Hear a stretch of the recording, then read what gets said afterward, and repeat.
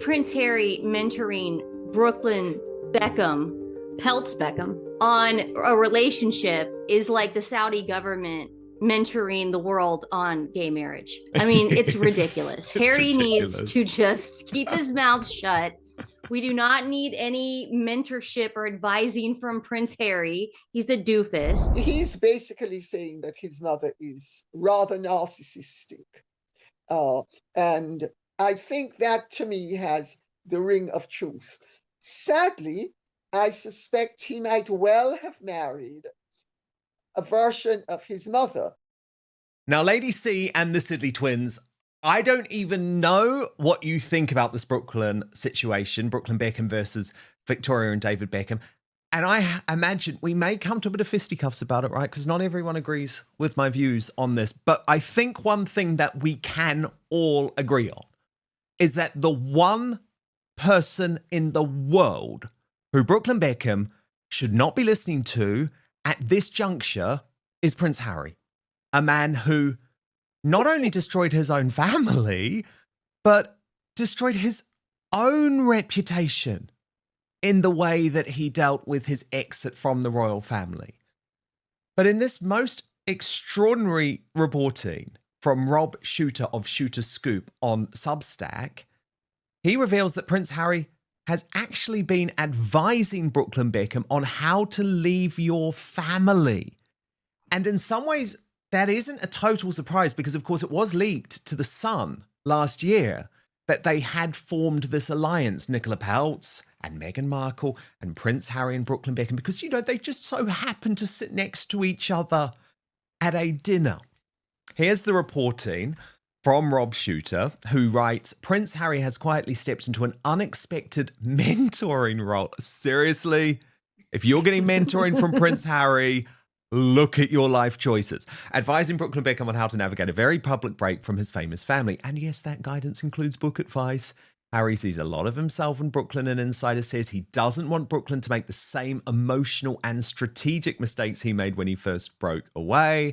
He's offered personal counsel, professional counsel, told him not to burn everything once because you only get one chance to tell your story the right way. Well, Harry, you did it the wrong way. You did it the wrong way.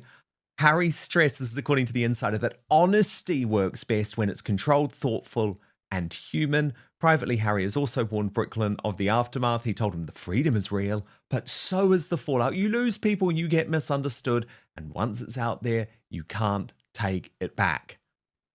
Okay, Lady Colin Campbell, I have some sympathy for Brooklyn Beckham. I'll come into why. But if he is seriously following the Prince Harry playbook, then he's going to lose all public support, isn't he? This is the worst person to take any advice from about how to manage a sensitive situation like this. Well, I think, Dan, only a fool would take advice from Harry and Meghan, who have totally cocked up their lives. You know, they have gone from the most popular couple in the United Kingdom and possibly on earth to the most unpopular couple. And what has unpopularized them is their own actions. Now, I also have a degree of sympathy for Brooklyn Beckham, because I have to tell you, when I read his comments, it was very evocative to me of my family and my situation with them. And I ended up writing a book called Daughter of Narcissus about my mother and how my father would just stand by and very pusillanimously just allow mummy to wreak havoc. And I mean, I used to say, oh, if that bitch thinks I'm going to be playing Happy Families so that she can pretend to the world that everything is okay, there's no way I'm going to be doing it. So I get that. And I actually have always thought, I've only met Victoria and David Beckham, so I don't really know them. But I have always had slight discomfort in the way she constantly poses and the sort of deadpan look, and everything is so contrived when she's in front of a camera. I found it discomforting, and he's basically saying that his mother is rather narcissistic. And I think that to me has the ring of truth. Sadly, I suspect he might well have married a version of his mother, because men often do marry their mothers.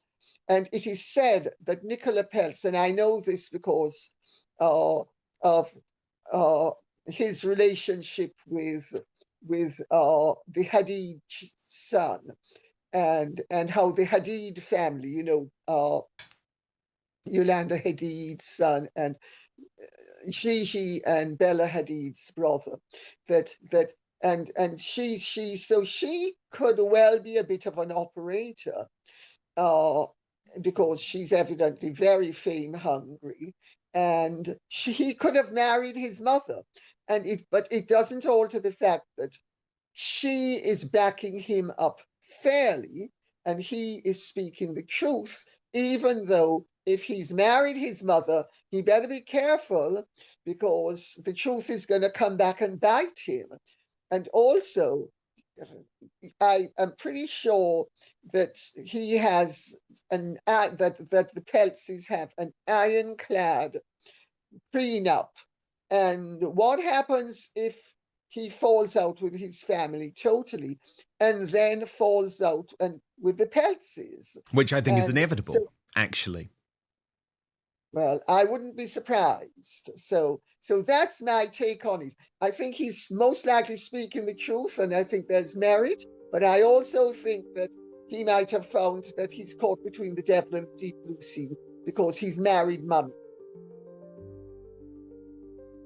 Growing tensions with his parents, David and Victoria Beckham, a move that has sparked disbelief and criticism. In this episode, we examine why Harry's alleged involvement is raising red flags, how it could worsen the Beckham family feud, and the risks of taking advice from someone whose own public image and family relationships have played out so controversially. Joined by Lady Colin Campbell and the Sidley twins, we explore the potential consequences when celebrity, reputation, and family collide. Yeah, I mean, I think that's a very fair and nuanced position. I really do. Because the thing is, Sidley's, like, I'm not getting away from the fact that Brooklyn Beckham is probably the world's biggest Nepo baby. I'm not taking away from that. But where I don't think there is a comparison between the royal family and the Beckhams is that King Charles and Camilla and Prince William and Catherine, the Princess of Wales, who, are the evil figures in the story of Prince Harry and Meghan, they didn't act like the Beckhams. They didn't try and sell out Harry and Meghan like the Beckhams have tried to sell out their children at certain points. So I do understand that there are some parallels, but I think the comparison falls down. Where do you stand on this? Well, I mean, first of all, Prince Harry mentoring Brooklyn Beckham, Peltz Beckham, on a relationship is like the Saudi government mentoring the world on gay marriage. I mean, it's ridiculous. Harry needs to just keep his mouth shut. We do not need any mentorship or advising from Prince Harry. He's a doofus. But I did, Dan, I was reading your tweets when all this broke out, and I don't know them, and I know you do to a certain extent, and Lady Colin Campbell has met them, and we trust you guys. But so if there is bad blood in that family, and Victoria Beckham very well could be a narcissist, understand why, Dan. Why did they have to go public with it? Why be so public and throw your family under the bus? I'm sure everybody has cracks in the foundation. We all have problems. Nothing's perfect. I just don't understand why Brooklyn took this time to do it. And especially in an Instagram story, I can see Lady Colin Campbell doing what you have done, and I've respected you for years because of it, is coming out, writing a book. Mm-hmm. You've gained trust with the public. That's why everybody loves you. That's what, Dan, you've created trust with the public. That's why we believe you. That's the thing. Brooklyn writing it in an Instagram story is a little gauche. Lady C, did you want to come in? Yes, I want to thank you, my dear. I wanted to make the point. I wrote my book after my mother was dead. And I wrote it at the behest of Dr. Erica Freeman, who suggested I write that she's one of the most eminent psychoanalysts on earth, maybe one of the top 4 or 5 that's ever existed. So it's not as if to say that I was being tacky and publicity seeking and doing it for Instagram posts or publicity. No. And I think, and you didn't actually want, it wasn't like you were trying to cause difficulty or pain for your mother while she was alive. I mean, but I do agree with what you're saying, because of course you ideally do not want to air this dirty laundry. For me, it's the most upsetting thing, but obviously I have the most incredible mother who is so down to earth. I mean, Lady C knows her and is like the total opposite of a narcissist. And so it's not something I could ever imagine. Of course it's not. But in terms of my personal experience with the Beckhams, what I do know is that there was a strategy put in place, just like there is being done at the moment with Meghan and Harry, to use the children to save their reputation. And that is just a fact. And it was quite a clever strategy. It was Simon Fuller who came up with it. You might remember Simon Fuller. He was the guy who sort of turned this, he didn't create the Spice Girls, but he turned them into a global sensation. And then he launched the Pop Idol series, which of course made him a billionaire and launched the careers of Simon Cowell. So he's a very clever man, has always been close to the Beckhams and managed the Beckhams. And a decision was made because David, this is what's interesting and surprising, about 10 years ago, there were lots of rumors about his friendships with the likes of Rita Ora, Rosie Huntington-Whiteley. Victoria Beckham was very happy. There were huge strains in the marriage. And he did not want Victoria sharing the children on social media whatsoever. So he was sort of like in the Prince Harry position at the moment. Yeah. But they knew that they had to do something to turn around the publicity.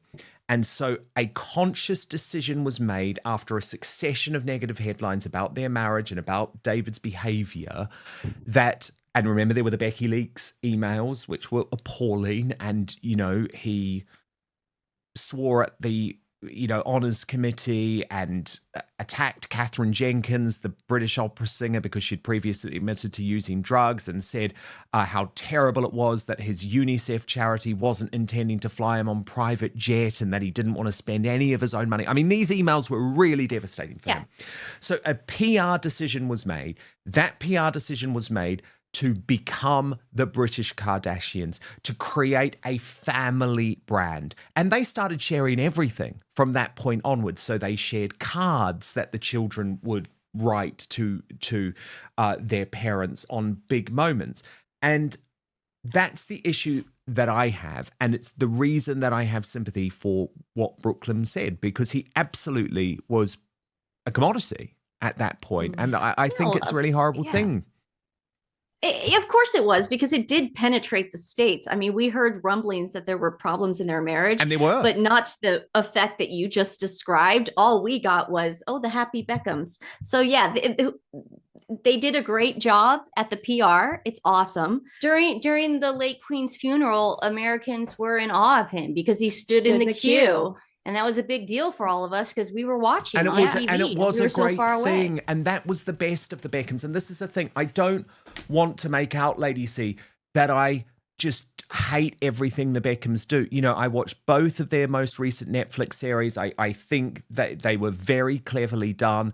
I do believe David Beckham is a patriot who loves the British royal family. And I think he absolutely did the right thing when he stood in that queue. Because remember, Lady C, the vile British TV presenters, Holly Willoughby and Philip Schofield, had skipped the queue and then tried to lie about it. So this isn't just about me saying, oh, the Beckhams are terrible people, but I just think there are consequences if you turn your family into a brand.